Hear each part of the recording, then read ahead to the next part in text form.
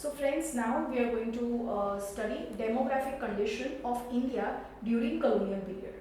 सबसे पहले ये समझते हैं कि डेमोग्राफिक कंडीशन क्या होता है. डेमोग्राफिक कंडीशन के अंदर हम पढ़ने वाले हैं कि what was the quality of life of people during colonial period. ये जानना क्यों ज़रूरी है? ये जानना इसलिए ज़रूरी है ताकि हमें पता चले कि ब्रिटिश जो हमारी गवर्नमेंट थी, जिन्होंने 200 साल हमारे कंट्री के ऊपर राज किया, उन्होंने कितना हमारे कंट्री के ग्रोथ, इंफ्रास्ट्रक्चर, हमारी क्वालिटी ऑफ लाइफ पे इंटरेस्ट लिया. से फॉर एग्जांपल अभी हमारी जो प्रेजेंट गवर्नमेंट है, if I want to evaluate how this government is working, how can I evaluate? I can only and only evaluate by the people who are living under the roof of this government. Are these people getting the better opportunities? Are these people able to have a better livelihood? Are the people able to get better education facility? How has the quality of life improved in the governance of the present political party? So that's the reason why it is very important to understand the data. So that's exactly what we are going to do now. First of all children, हमको complete picture नहीं मिलता है of demographic condition of India under the colonial period, क्योंकि the first census was recorded in the year 1881. That was for the very first time British government tried to record the data, I mean birth rate, death rate, average life expectancy, mortality rate, etc. पहली बार, though it had lot of flaws, lot of loopholes, but at least we get a picture. So 1881 में पहला data record हुआ. Please write down the date. आपको जो भी MCQs आएंगे, जो first 20 marks, I am sure you people know about it, the paper style.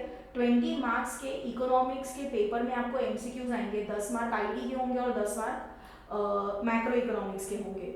तो ये 10 मार्क के अंदर आपको डेट्स पूछ सकते हैं. सो आपको एक डेट है जो आपको याद रखनी है. 1881 फर्स्ट सेंसस वाज रिकॉर्डेड. उसके बाद में जो दूसरी बहुत इंपॉर्टेंट ईयर है जो आपको याद रखना है, वो है 1921. 1921 प्लीज आप अपनी किताब में लिखिए. 1921 is a year of great divide, because इस साल हमारी इंडियन सोसाइटी ने एक ट्रांजिशन देखा था अपनी डेमोग्राफिक कंडीशन में. There was a transition. I mean पहले हमारी कंट्री में इतना ज़्यादा पॉपुलेशन नहीं था, but from 1921 there was an population explosion that our economy experienced. Yeah, there were few other transitions which we experienced in the year 1921. Hence 1921 is a year of great divide for demographic transition. Got it? So now let us try to evaluate the working of British government on India. 200 साल में हमारे country की quality of life कैसी थी. First demographic parameter that we are going to study is birth rate and death rate. What is birth rate? Birth rate is number of people born and death rate is number of people die per 1000. हमारे country में birth rate and death rate both were very high during colonial period. It was 48 and 40 respectively. Death rate अगर high होती है, what does this signify और what does this indicate? It indicates कि हमारे country के अंदर epidemics मतलब आपको पता है बीमारियां बहुत जल्दी फैल जाती थी and people use to die because of small बीमारीज ऑल्सो. बर्थ रेट भी बहुत हाई था. नाउ बर्थ रेट भी अगर हाई होता है, this basically speaks about the illiteracy and poverty in the country. Another parameter is very literacy rate. हमारे country में very high literacy rate. I mean, this is going to be something extremely alarming, children. You know what was the literacy rate of our country? In our country, the literacy rate was only 16%.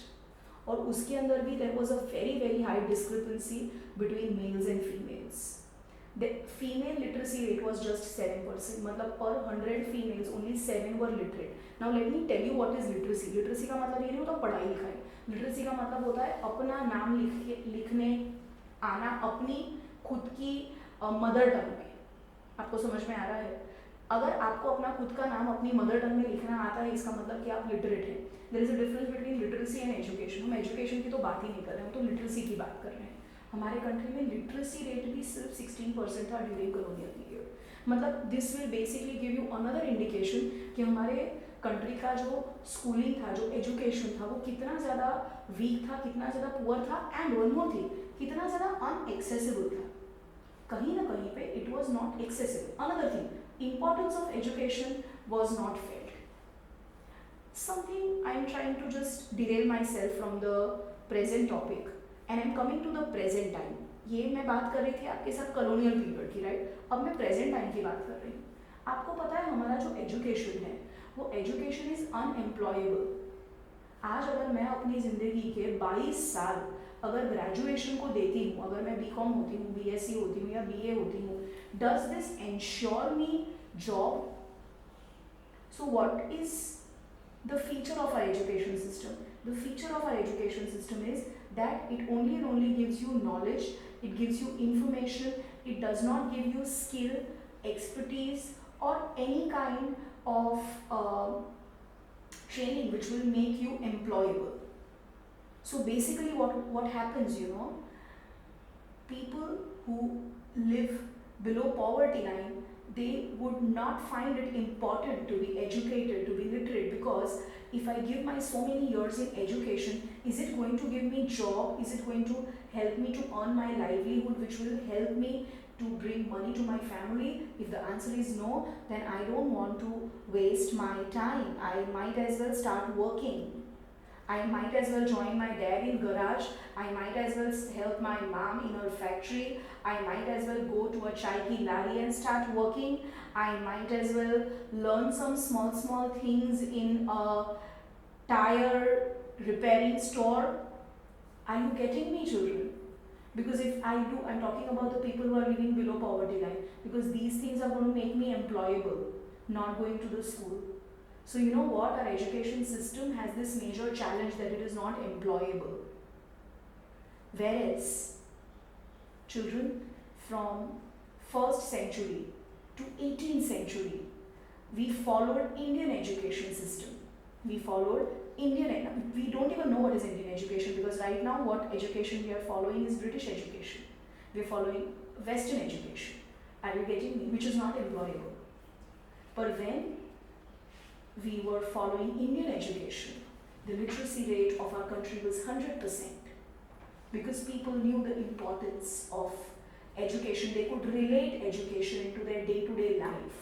They never had questions कि ma'am ये हम क्यों पढ़ रहे हैं, ये हम कहाँ यूज़ करेंगे, because वो वही पढ़ते थे जो हर रोज़मर्रा की ज़िंदगी में देखते थे, हर रोज़मर्रा की ज़िंदगी में महसूस करते थे, हर रोज़मर्रा की ज़िंदगी में डिसीजन लेने में उन्हें हेल्प होता था. आप समझ रहे हैं? सो हमारा जो एजुकेशन सिस्टम जो बन गया ना, वो एजुकेशन सिस्टम बिल्कुल भी इनसिग्निफिकेंट बन गया. भाई हम क्यों पढ़ रहे हैं? शायद आप लोग भी ये जो मेरा वीडियो देखा तो मैम हम ये इंडियन इकोनॉमिक डेवलपमेंट क्यों पढ़ रहे हैं, इसको ये कहाँ यूज़ होगा? समझ रहे हो आप? सो इंडियन इकोनॉमिक डेवलपमेंट आप क्यों पढ़ रहे हो? So that it will help you in developing a correct perspective towards the economy of your country, because in this subject you are studying your past, you are understanding your past, and then you will be able to develop the perspective. So coming back to the point, children, so ये थी हमारी country की literacy, very poor, बताने की ज़रूरत नहीं है. Next comes, children, health sector of our economy. Health sector के बारे में data ही नहीं था हमारे पास. आप समझिए, क्योंकि हेल्थ सेक्टर के नाम पे क्या होता है हेल्थ सेक्टर, मतलब आज अगर मुझे हेल्थ सेक्टर को लेकर अगर पैरामीटर सेट करने हैं तो it's about clinics, it's about hospitals, it's about number of beds, number of doctors, number of nurses, number of other health resources. ये सारी चीज़ें बहुत ही ज़्यादा इनएडिक्वेट थी. वो इतनी ज़्यादा इनएडिक्वेट थी कि ब्रिटिश ने कभी उसका डेटा ही नहीं रखा. आप समझ रहे हैं? Probably that is the reason why हमारे कंट्री में during colonial period death rate was so high, because in our country the health infrastructure was very poor. The health facilities were quite inadequate, or probably they were quite unequal in distribution. The bigger cities, or probably where British officers were situated or where British sepoys were situated, so you basically would see the health facilities there more rather than in villages or backward areas. Next comes infant mortality rate. Infant mortality rate की जब हम बात करते हैं, हम talking about number of children dying before attaining the age of 1 per 1000 कितने बच्चे मरते हैं before attaining the age of 1. That is called infant mortality rate. Infant is बच्चा, mortality is मरना, rate is percentage. समझ में आया? So हमारी country का infant mortality rate during colonial period was 280, which is now just 44.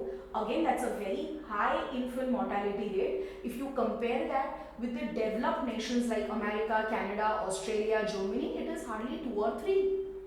Are you getting me? But yeah, we have traveled from 218 to 44. 44 जो infant mortality rate है, that is from the census of 2010. This is just for your information. Census हर 10 साल में calculate होता है.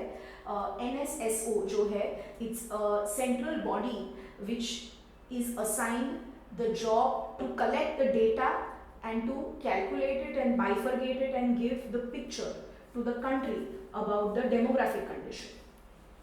So this is about infant mortality rate. Again, high infant mortality rate signifies or indicates that country was extremely backward, superstitious and very, very poor. Next comes children poverty. Oh my god. Again, there are no data available. मैंने कहीं पे कुछ authors की book पढ़ी थी और उसके अंदर से कहीं पे कुछ एक इंडिकेशन मिला था कि during colonial period, that is from 1900 to 1920, the poverty rate in our country was more than 60%. We do not have the datas which can be like very exact or very authentic, because ये पूरा जो system था data collect करने का वो British government के हाथ में था. तो उन्होंने काफ़ी सारी चीज़ों को लेके कभी डेटा कलेक्ट किया ही नहीं, because they never wanted our country to grow और डेवलप, और they never wanted to keep any proofs और एविडेंसेस, यू नो, जहाँ पे हमें कभी फ्यूचर में भी पता चले कि हमारी कंट्री की हालत कॉलोनियल पीरियड में क्या थी. बिकॉज आज भी जब आप ब्रिटेन में जाते हो और अब वहाँ के लोगों से अगर आप बात करोगे जो थरो ब्रिटिश हैं, कहते हैं आपकी कंट्री या जो कुछ भी it is because of us. अगर हम लोगों ने आपकी कंट्री को रूल नहीं किया होता तो आपकी कंट्री में तो इतना इंफ्रास्ट्रक्चर भी डेवलप नहीं होता, right. So they have a different picture and what they did was something else, because a country which was a golden sparrow once upon a time just turned into a malnourished turkey in 200 years. I mean, definitely, as they need to have some important, significant role to play in that. So my dear students, with this I am sure you people have understood the demographic condition of India. Yeah, one more very important parameter is life expectancy. Life expectancy जो हमारे country के लोगों की है, इसका मतलब है लोग एवरेज कितने साल तक जीते हैं. Average was 44 years during colonial period, which has now become 68. So again, average life expectancy of people has improved, which was 44 during colonial period. So now towards the end, we are going to do the analysis and paralysis. क्योंकि जब आप analysis करते हो तो कहीं ना कहीं जाके आप अटक जाते हो, तो हम करने वाले हैं a critical analysis of colonial period. When British left India in the year 1947, उन्होंने हमारी कंट्री को हमें कैसे सौंपा. So what was the state of Indian economy on the eve of independence, that is on 15th August 1947, when British handed over our country to us? What was the state of our economy then? The last Governor General was Lord Mountbatten, and when he signed this agreement of independence, do you know something? ये जो मैं आपको बोल रही हूँ वो Google पे available है. It is written that we have not given independence to India because of their freedom struggle. We have given them as a charity. चलो देखते हैं हमारी इंडियन इकोनॉमी की क्या हालत थी. कुछ पॉजिटिव्स थे और बहुत सारे नेगेटिव्स थे. So now let us try to understand what was the positive contribution of colonial government on India.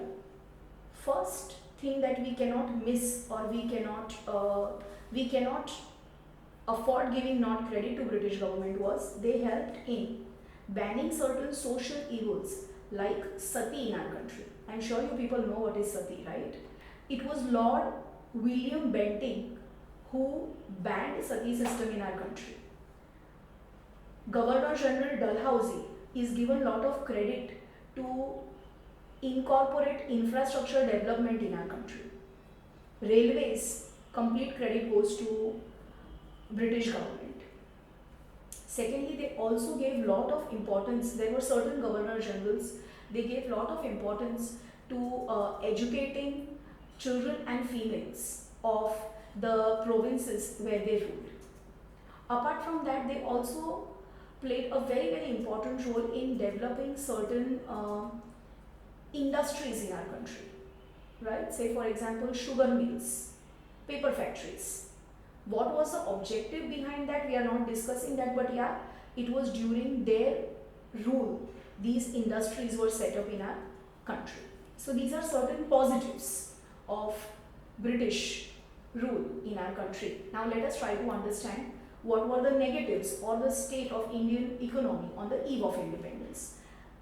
What I am going to speak, these are certain sub points which you people have to remember. आपको जो भी ये answer लिखना होगा, ये answer को इस सब पॉइंट्स में लिखना होगा. And what were the characteristics of our economy during the eve of independence? It was colonial in nature, semi-feudal, imputed economy, depleted economy, backward and stagnated economy. ये 5 सब पॉइंट्स आपको याद रखने हैं. Let us try to understand each and every sub point in detail. आपको ये question 6 marks से लेके 4 मार्क के लिए भी आ सकता है, पर आपको ये सारे पॉइंट्स लिखने हैं. नंबर 1, हमारी जो इकोनॉमी थी वो कॉलोनियल इकोनॉमी थी. मतलब on the eve of independence also हमने जो हमारी कंट्री के रीन्स हमारे हाथ में लिए, तभी भी काफ़ी सारी पॉलिसीज जो कॉलोनियल गवर्नमेंट ने बनाई थी हमारे लिए, हमने उनको कैरी फॉरवर्ड किया for few years. So colonial impact जो था वो हमारे इकोनॉमी में से लंबे टाइम तक नहीं जा पाया. मतलब the dominance of British on our economy continued even after the independence. Second is semi feudal system. Feudal का मतलब होता है लॉर्ड. हमारे कंट्री के अंदर सेमी फ्यूडल सिस्टम कंटिन्यू रहा for a very long period of time in agriculture sector specially. British government ने क्या किया था, they had basically introduced great divide in the people through zamindari system. The rich farmers are the zamindars and the poor farmers are the tenants. मतलब tiller अलग है और owner अलग है. तो ये जो सिस्टम था वो सिस्टम काफ़ी लंबे टाइम तक कंटिन्यू रहा, सेमी फ्यूडल सिस्टम. उसके बाद में आता है extremely backward and depleted economy. Depleted economy और बैकवर्ड इकोनॉमी में इसलिए बोल रही हूँ क्योंकि when we got the independence, आपको पता है what was the GDP of our country? 2%. What was the per capita income of our country? 0.5%. This was the state of the economic indicators. Secondly, if you people remember, हमको जब independence मिला उसी time के दौरान second world war complete हुआ था. And ये help British in the second world war because they had promised us कि जैसे ही सेकेंड वर्ल्ड वॉर खत्म होगा हम आपको इंडिपेंडेंस दे देंगे. तो सेकेंड वर्ल्ड वॉर में हमारे इतने सारे रिसोर्सेज, हमारे मशीन्स, हमारे टूल्स, हमारी काफ़ी सारी मैकेनिज्म यूज हुई थी. And when they return this mechanism to us, they were almost in the state of complete wear and tear. So all our resources were completely depleted, depreciated completely. Are you getting me? तो अगर मुझे आज नई शुरुआत करनी है, 1947 में मुझे इंडिपेंडेंस मिला, अब मुझे अपनी नई शुरुआत करनी है, तो मैं कैसे करूँगी with this resources? Are you getting me? Another very important characteristic of our economy on the eve of independence was imputed economy. Imputed economy का मतलब होता है the economy was given to us divided. Partition हो गया था, आप समझ रहे हो? इंडिया और पाकिस्तान के बीच में लाइन खींच दी. जो नेशन पहले एक था आज उसके बीच में एक लाइन खींच दी, और जैसे ही लाइन खींची, hatred, great divide between Hindus and Muslims आज भी चल रहा है. आप समझ रहे हो? कश्मीर का किस्सा वहीं का वहीं खड़ा हो गया. उसके बाद में there were other independent provinces, you know, they wanted to be an independent state. It was millions and millions of thanks to Sardar Vallabhbhai Patel जिन्होंने हमारी कंट्री को जुड़ा हुआ रखा. That's the reason why he is known as a man of unity. आज उनका जो statue बना है उसको स्टैच्यू ऑफ यूनिटी क्यों बोलते हैं? क्योंकि आज हमारी कंट्री जो हमें जिस शेप में दिखाई दे रही है, या हमारे कंट्री का जो भी शेप है, वो हमारे सरदार वल्लभ भाई पटेल की वजह से. He was the first home minister of our country. अगर उन्होंने स्ट्रॉन्ग स्टेप्स और एक स्ट्रॉन्ग पॉलिटिकल पर्सपेक्टिव नहीं लिया होता तो हमारी कंट्री का शेप बहुत अलग होता. तो imputed economy is an economy with divide and economy with hatred. तो इस तरह से हमें पूरी इकोनॉमी हाथ में मिली थी. अब हमको इकोनॉमी चलानी थी। समझ में आ रहा है? तो फर्स्ट चैप्टर जो आप लोगों ने पूरा किया, this is your chapter number 1, your chapter 1 ends. तो यहाँ पे हमें ये पता चला कि हमारी जो इकोनॉमी की कंडीशन थी, वो इकोनॉमी की ऐसी कंडीशन कैसे बनी ड्यूरिंग कॉलोनियल पीरियड, किस तरह से एक डिटोरिएशन का प्रोसेस शुरू हुआ from 1700 century to 20th century, किस तरह से हमारी पूरी इकोनॉमी डिटोरिएट हुई, किस तरह से अलग अलग सेक्टर्स अफेक्ट हुए और किस तरह से हमें इंडिपेंडेंस मिला। अब जो दूसरा चैप्टर है, in second chapter we are going to study how did we start running our country. हमने क्या गलतियाँ की जब हमारे हाथ में कंट्री आई, जब हमने खुद हमारी पॉलिसीज़ बनाई, जब हमने खुद हमारी कंट्री को चलाने के लिए कॉन्स्टिट्यूशन बनाया। तो हमने नंबर 1 कैसे हमने प्रोग्रेस किया और हमने क्या गलतियाँ की। So your second chapter is going to be an economic era of India between 1950 to 1990. 40 साल, 40 years, first 40 years of independence. What did we do? What was the positives of it and what was the negatives of it? समझ में आ रहा है? So we'll see you in the second chapter. आपको कोई भी doubt हो, कोई भी डिफिकल्टी हो, please put your comments in the chat box. I will be also coming on Zoom live. We will be getting in touch with you. So this is all about your chapter 1.